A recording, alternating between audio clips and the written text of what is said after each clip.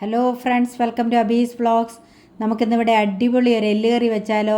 അതിനുവേണ്ടി ഞാനിവിടെ 1 കിലോ പോത്തിൻ്റെ എല്ല് എടുത്തിട്ടുണ്ട്. അത് നല്ല കഴുകി വൃത്തിയാക്കിയൊക്കെ എടുത്തിട്ടുള്ളതാണ്. വാരിയെല്ലാണിത്. ഇതെങ്ങനെയാണ് കറി വെച്ചെടുക്കുന്നതെന്നൊന്ന് നോക്കാം.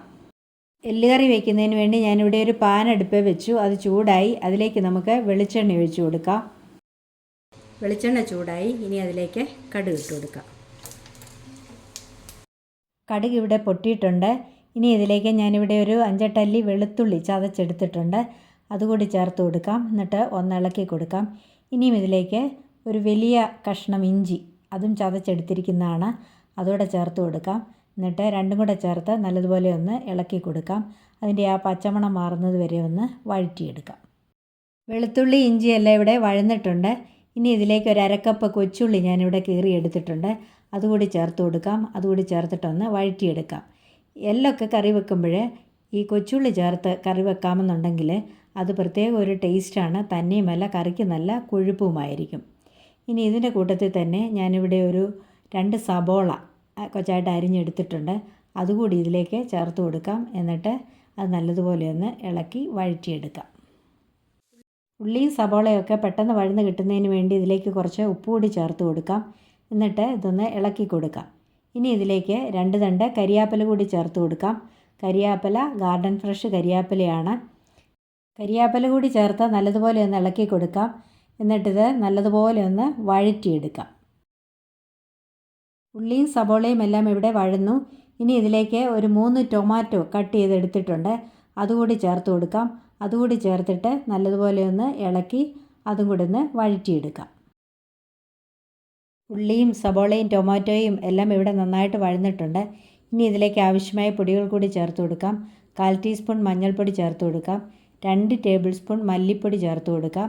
ഇനി ഇതിലേക്ക് 2 ടേബിൾ സ്പൂൺ മുളക് പൊടി കൂടി ചേർത്ത് കൊടുക്കാം. 1 ടീസ്പൂൺ കുരുമുളക് പൊടി കൂടി ഇതിലേക്ക് ചേർത്ത് കൊടുക്കാം. ഇനിയും ഈ പൊടികളുടെ പച്ചമണം മാറുന്നത് വരെ ഇതൊന്ന് വഴറ്റിയെടുക്കാം. ഇനിയും ഇതിലേക്ക് 1/2 ടീസ്പൂൺ കായപ്പൊടി കൂടി ചേർത്ത് കൊടുക്കാം. എന്നിട്ട് അതുകൂടി ചേർത്ത് നല്ലതുപോലെ ഒന്ന് ഇളക്കി കൊടുക്കാം. പൊടികളെല്ലാം ഇവിടെ നന്നായിട്ട് മൂത്തിട്ടുണ്ട്. ഇനി ഇതിലേക്ക് കഴുകി വെച്ചിരിക്കുന്ന പോത്തിൻ്റെ എല്ലുകൂടി ചേർത്ത് കൊടുക്കാം. ഇങ്ങനെ ബഫലോയുടെ റിബ്സ് കറി വെച്ചാൽ നല്ല ടേസ്റ്റിയാണ്. ടേസ്റ്റി മാത്രമല്ല, നല്ല ഹെൽത്തിയുമാണ്. ബീഫിനേക്കാളും കൂടുതൽ വൈറ്റമിൻസും അയണും ഇതിലുണ്ട്. അതുപോലെ ഇതിൽ ഫാറ്റും വളരെ കുറവാണ്. അതുകൊണ്ടിത് നല്ല ഹെൽത്തിയാണ്. എല്ല് ചേർത്തിട്ട് ഇത് നല്ലതുപോലെ ഒന്ന് ഇളക്കി കൊടുക്കാം.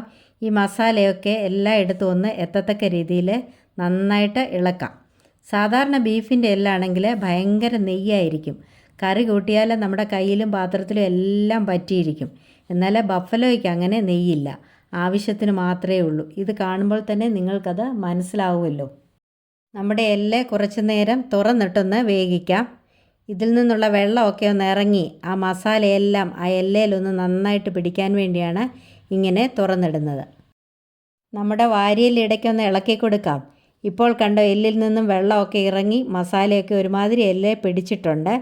ഇനിയും ഇതിലേക്ക് ഒരു 1.5 ടേബിൾ സ്പൂൺ ഗരം മസാല കൂടി ചേർത്ത് കൊടുക്കാം. അതുകൂടി ചേർത്ത് നല്ലതുപോലെ ഒന്ന് ഇളക്കി കൊടുക്കാം. ഗരം മസാല മറ്റു പൊടികൾ ചേർക്കുന്ന കൂട്ടത്തിൽ ചേർത്താലും മതി. എന്നാൽ അതിൻ്റെ മണം പോകണ്ട എന്നോർത്താണ് ഞാനിപ്പോൾ ചേർക്കുന്നത്. ഇനി ഇങ്ങനെയൊരു കുറച്ച് നേരം നമുക്കൊന്ന് ഇളക്കി കൊടുക്കാം. എന്നിട്ട് നമുക്കിതൊരു കുക്കറിൽ വെച്ചൊന്ന് വേവിച്ചെടുക്കാം. ഈ പാനിൽ തന്നെ വെച്ച് വെള്ളം ഒഴിച്ച് അടച്ചു വെച്ച് വേവിക്കുന്നതാണ് ടേസ്റ്റ്. വിറകടുപ്പിൽ വെച്ച് വേവിച്ചെടുത്താൽ ഇതിലൊക്കെ ടേസ്റ്റി ആയിരിക്കും. എന്നാൽ എളുപ്പത്തിന് വേണ്ടിയാണ് കുക്കറിൽ വെച്ച് വേവിക്കുന്നത്. എല്ല് ഞാനിവിടെ ഒരു കുക്കറിലേക്ക് ആക്കിയിട്ടുണ്ട്. ഇനി ഇതിലേക്ക് ആവശ്യത്തിന് വെള്ളം ഒഴിച്ച് നമുക്കൊന്ന് വേവിച്ചെടുക്കാം. ഞാനിവിടെ ഒരു 1.5 കപ്പ് വെള്ളമാണ് ചേർത്ത് കൊടുക്കുന്നത്. എല്ലായതുകൊണ്ടാണ് ഇത്രയും വെള്ളം ചേർക്കുന്നത്. ഇറച്ചി മാത്രമായിരുന്നെങ്കിൽ ഇത്രയും വെള്ളത്തിൻ്റെ ആവശ്യമില്ല.